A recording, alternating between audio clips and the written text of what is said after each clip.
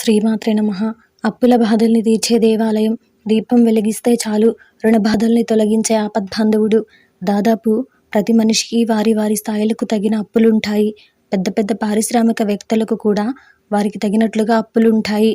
అంటే బ్యాంకుల నుంచి తెచ్చుకునే లోన్లు వంటివి. అయితే అప్పులు లేని సామాన్యులు ఉండరు అంటే అతిశయోక్తి కాదు.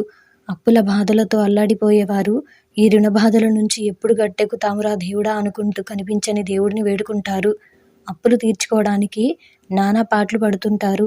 అటువంటి అప్పుల బాధితులకు ఆపద్బాంధవుడిగా వెలుగొందుతున్నాడు శ్రీ వెంకటేశ్వర స్వామి.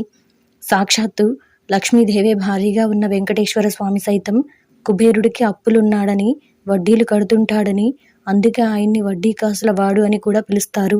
అటువంటి వెంకటేశ్వర స్వామి తన భక్తుల మొర ఆలకించి అప్పుల నుంచి విముక్తి కలిగించే దేవుడిగా పూజలందుకుంటున్నాడు. హైదరాబాద్ వరంగల్ హైవేలో చిలుకూరు గుట్టలో వెంకటేశ్వర స్వామి ఆలయంలో అఖండ దీపంలో నూనె పోసి వెంకటేశ్వర స్వామిని దర్శించుకుంటే స్వామివారి అనుగ్రహంతో అప్పులు తీరతాయని భక్తులు నమ్ముతుంటారు. అలా ఈ దేవాలయానికి వచ్చిన భక్తులు దీపం వెలిగించి స్వామి మా రుణ బాధల్ని తీర్చమని వేడుకుంటారు.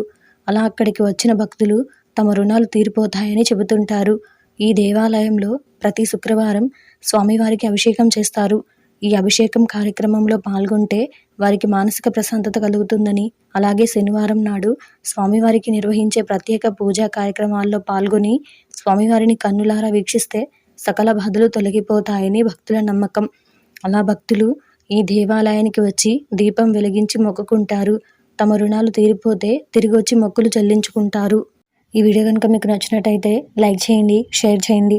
అలాగే మరెన్నో ఇలాంటి ఆధ్యాత్మిక విషయాల కోసం మన ఛానల్ని సబ్స్క్రైబ్ చేసుకోండి.